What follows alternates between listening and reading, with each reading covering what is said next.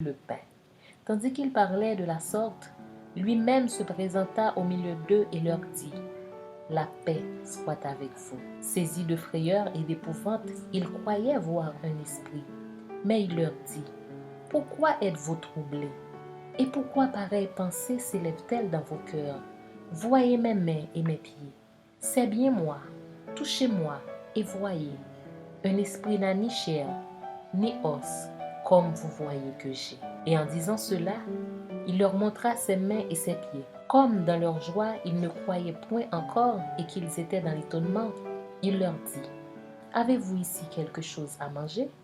Ils lui présentèrent du poisson rôti et un rayon de miel. Il en prit et il mangea devant eux. Puis il leur dit: C'est là ce que je vous disais lorsque j'étais encore avec vous, qu'il fallait que s'accomplisse tout ce qui est écrit de moi dans la loi de Moïse, dans les prophètes et dans les psaumes. Alors il leur ouvrit l'esprit afin qu'ils comprissent les Écritures. Et il leur dit: Ainsi il est écrit que le Christ souffrirait et qu'il ressusciterait des morts le troisième jour, et que la repentance et le pardon des péchés seraient prêchés en son nom à toutes les nations, à commencer par Jérusalem. Vous êtes témoins de ces choses, et voici, j'enverrai sur vous ce que mon Père a promis.